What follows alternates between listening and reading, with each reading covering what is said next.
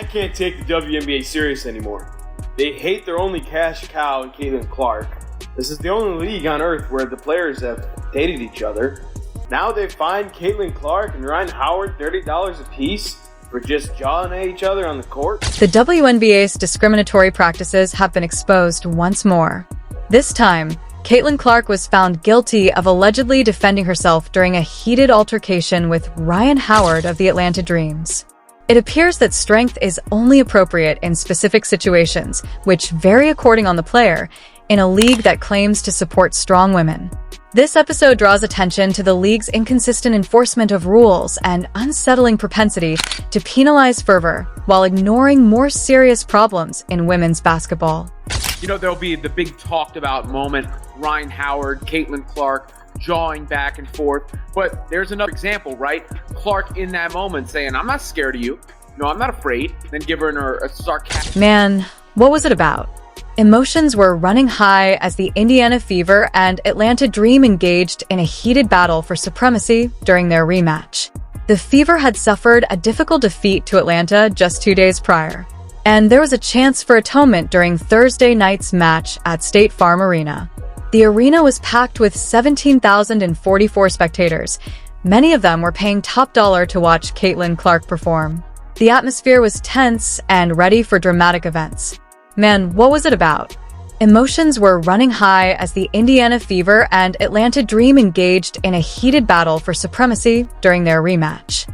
The Fever had suffered a difficult defeat to Atlanta just 2 days prior, and there was a chance for atonement during Thursday night's match at State Farm Arena. The arena was packed with 17,044 spectators. Many of them were paying top dollar to watch Caitlin Clark perform. The atmosphere was tense and ready for dramatic events. What was that about, man? She was saying, don't do that again. But I'm trying to figure out why she gets so mad. I guess because of the push right there. Kind of like a get off me a little bit. But she's holding it right there. Look at the hand checking, right? We got the hand checking going on the hip. Putting it on the chest. How you hand checking? You can't hand check. This isn't the 80s. What are we doing? Hold on, man. She's hand checking right here. Then Caitlin trying to get by, right? But her hand still... The event served as a demonstration of professional basketball as well as a window into the WNBA's present political climate. Caitlin Clark and Ryan Howard of Atlanta faced battle in a crucial moment during Indiana's arduous 81-76 victory. It was a turning point that would influence how the league responded to the level of competition as well as the game itself. The altercation perfectly encapsulated what spectators want to see from elite players in a crucial match. The raw emotion, grit, and passion that make basketball so exciting to watch.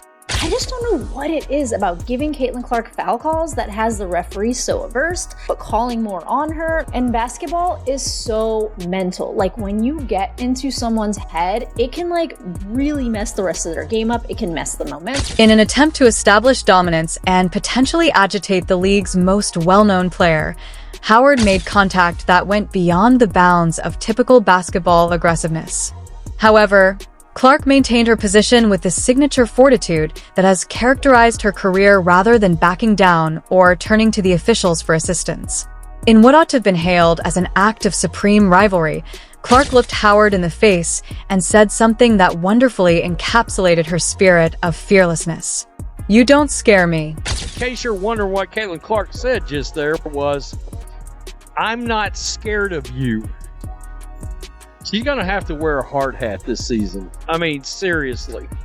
The league is going to try to take her out in every game.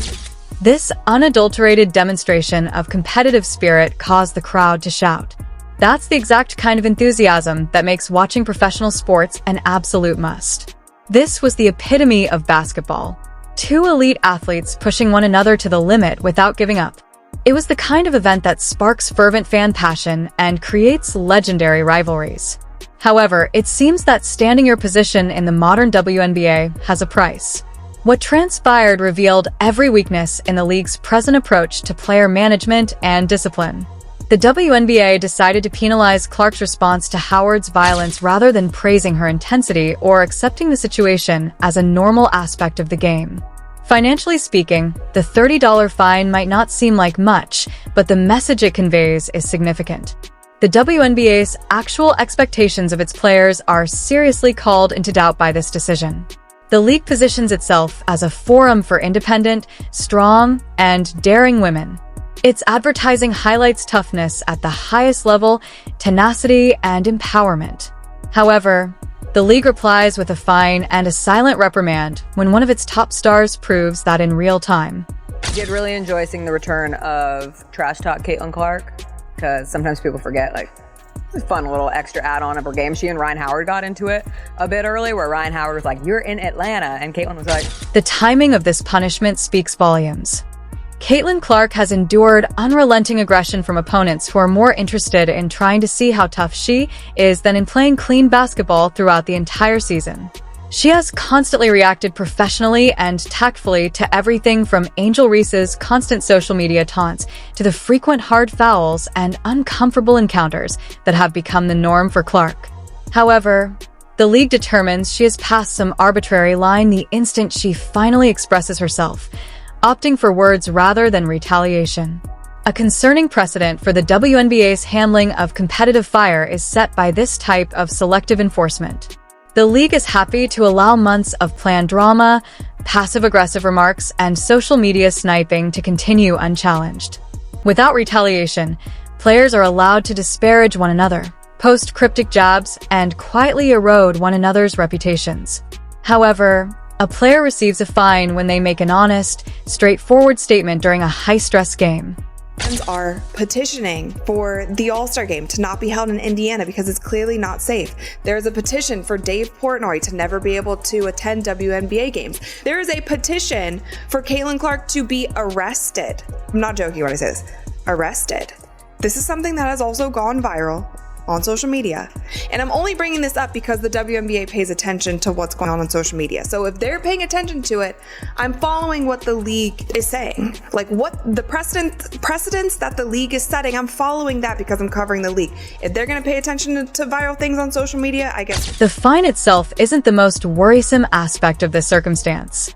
In the context of WNBA discipline, it is what the fine represents. The league has demonstrated a blatant pattern of uneven enforcement, with the penalties appearing to be determined more by the players involved than by the specifics of the incidents. A two-tiered structure that undermines trust and gives conflicting messages about what conduct is truly acceptable is produced by this double standard. Consider the glaring disparity between the league's response to other persistent problems and Clark's simple in-game interaction with Howard. For months, Angel Reese has waged what amounts to a persistent campaign against Clark for rehashing classic plays and inciting conflict on social media.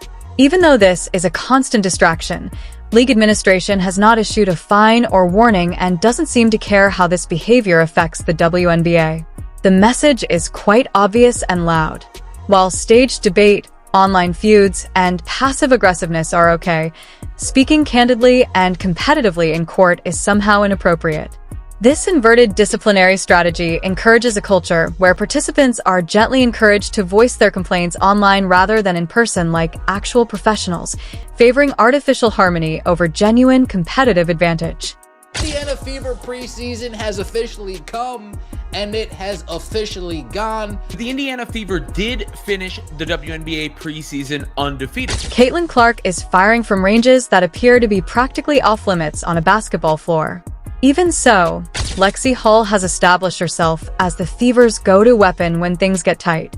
I believe Caitlin Clark may have even increased her range, as one insider stated. She appears to have no trouble making such deep shots. Indiana Fever close out the preseason 3-0. Victory against the Mystics, victory against the Brazilian national team, and another victory this afternoon against the Atlanta Dream. The Fever completed an unbeaten 300-game run in their final preseason game, but not without some difficult moments.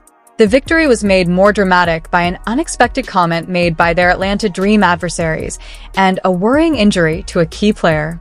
Here is a detailed account of how Indiana ended their flawless season in Atlanta, complete with memorable plays and unexpected turns. The Fever, even when they're not at their best, one thing I can't help but think is that they're just going to run teams off the floor and destroy them with their firepower. They just have so many players that can beat you and can score. And, Dewana Bonner didn't even start this game. Sophie Cunningham started in her place. Did you know that Caitlin Clark almost missed the last preseason game for the Fever? Fans of the Fever were nervously checking their social media feeds in anticipation of updates less than 24 hours before tip-off versus the Atlanta Dream. Why? Clark had already hurt his leg when he collided with a practicing player during the team's last session. Everyone was caught off guard by the news. They're just doing a drill, and if you're looking what happens here. Caitlin Clark pulls up. Caitlin Clark pulls up immediately. And a lot of people are saying that it's not the end. Imagine the scene. With the Fever's flawless preseason record on the line, the team's medical staff was rushing to evaluate its star youngster.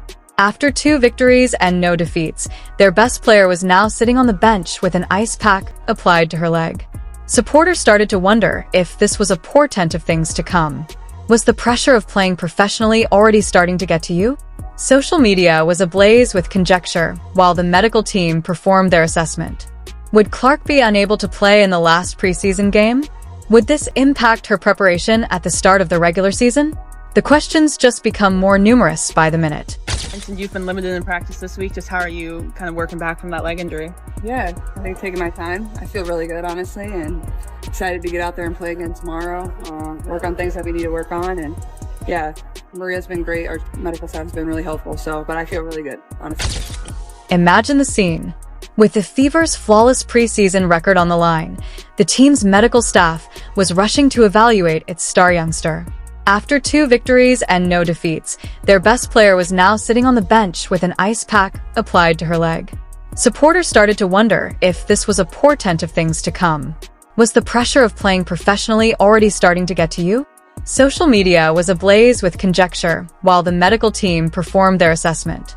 Would Clark be unable to play in the last preseason game? Would this impact her preparation at the start of the regular season?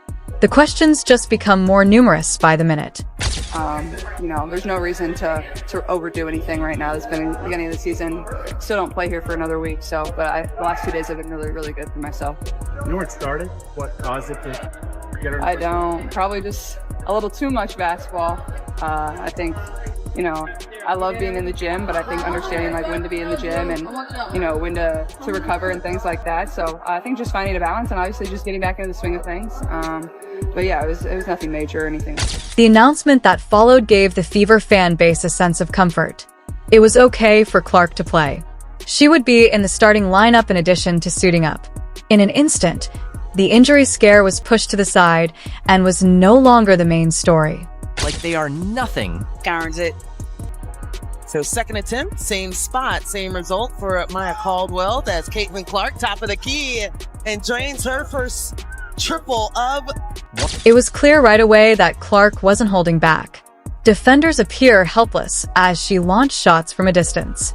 Sports Illustrated's WNBA expert Robin Lundberg made a daring statement on X.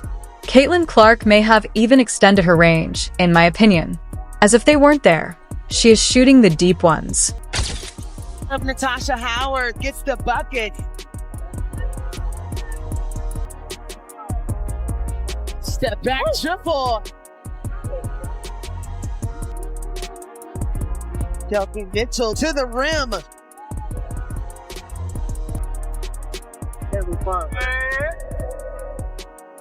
Well, that's Caitlin Clark, top of the key, and drains her triple.